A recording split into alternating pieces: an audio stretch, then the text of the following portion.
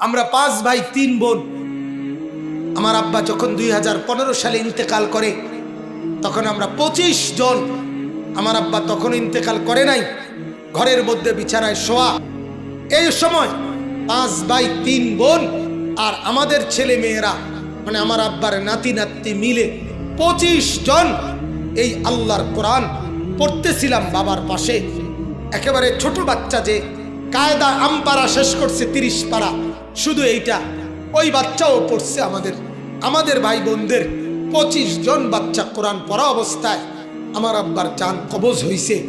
আমি আমার মাকে জড়ায় ধরে বলছিলাম, মা, মুনকার নাকির প্রশ্ন করিলে আমার বাবা বলবে যে মুনকার নাকির আমার বংশের 25 জনকে আমার মাওলার কোরআন পড়া রাইখা এরপরে আমি কবরে আসছি। আমারে বুঝি জিগাও আমার রবকে। আমি রব না চিনলে আমার সন্তানকে দিন শিখাইতাম? হ্যাঁ, রব চিনব না কেন?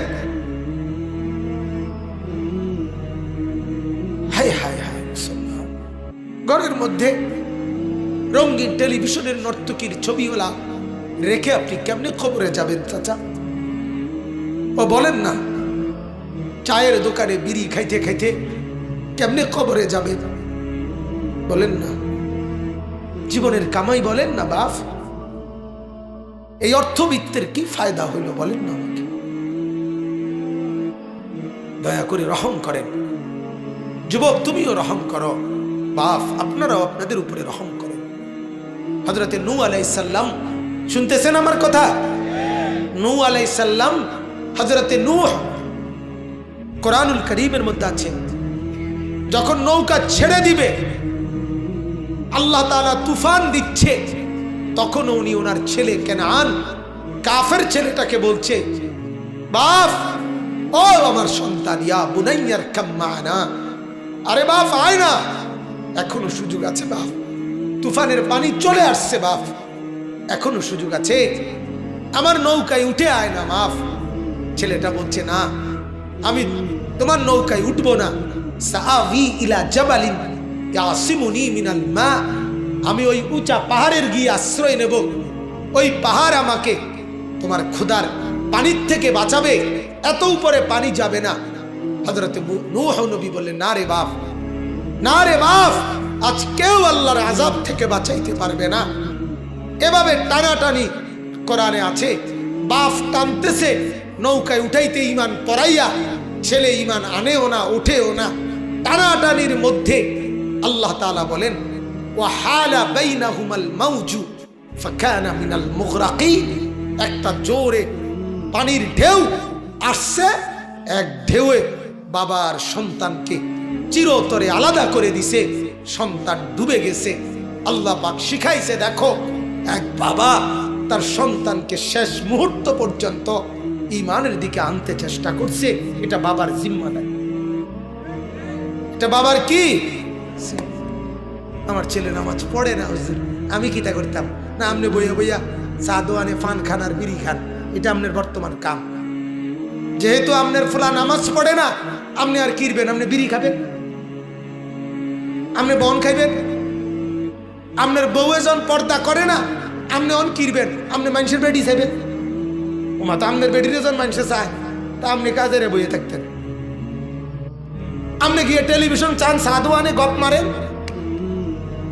নিজের বিবির দিন নাই, ছেলে মেয়ের দিন নাই, উনি গিয়া পুরা গ্রামের মানুষের বদনাম করে বইয়া বইয়া সাধু খান। এই বদভ্যাসের মানুষ আছে কিনা বলেন না?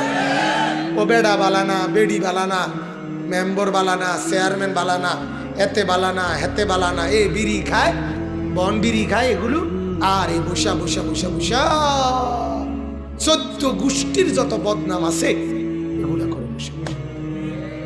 অথচ এই সময়গুলো যদি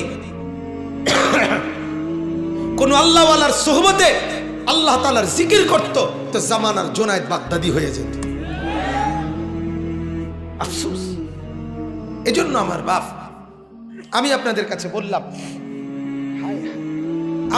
কাছে বললাম, কারদে হাসানা, আল্লাহ তাআলা চাচ্ছেন, আমার বান্দা কে আছো তোমরা, আমাকে উত্তম ঋণ দিবা, মানে ইবাদত।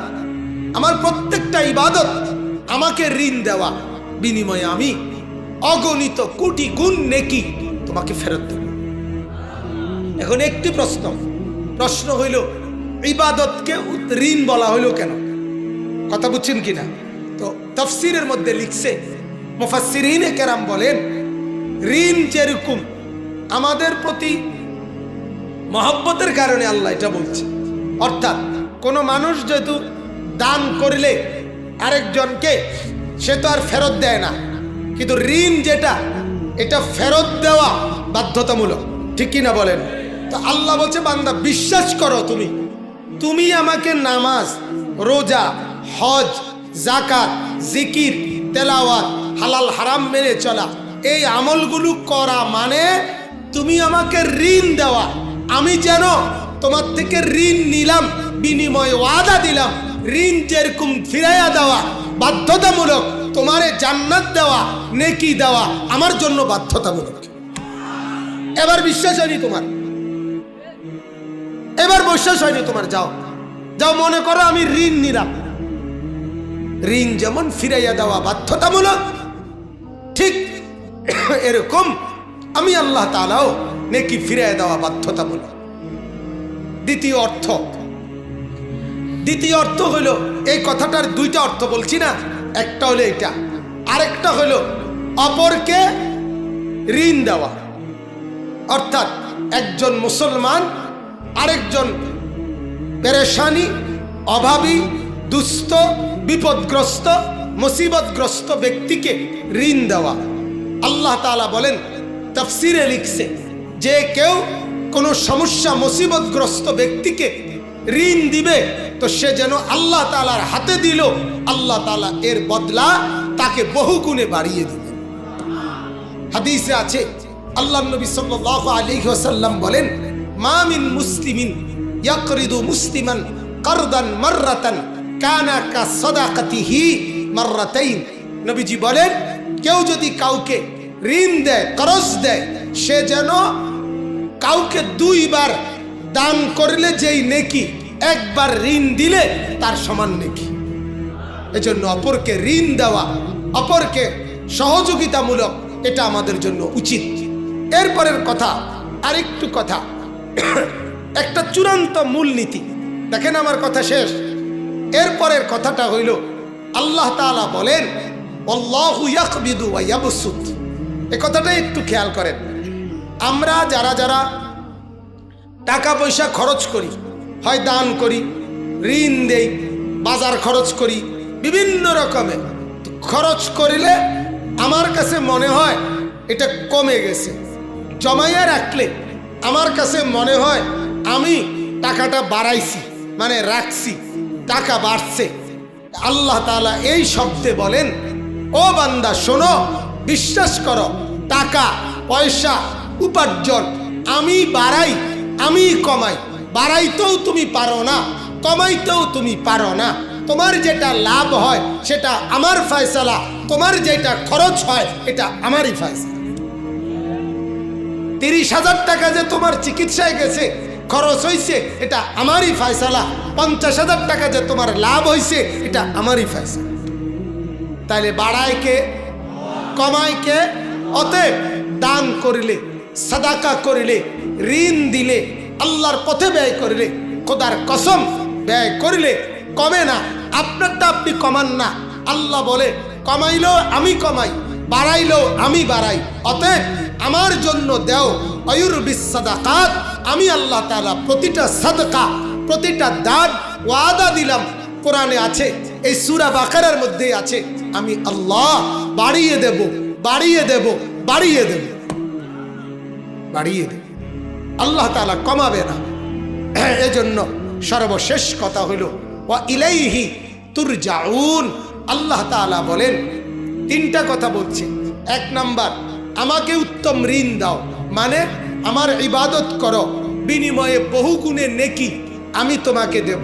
2, অথবা কোনো মানুষকে ঋণ দাও, বিনিময়ে আমাকেই দিবা, আমিই নিলাম, আমি তোমাকে এর বিনিময়ে বহু গুণে নেকি দিব।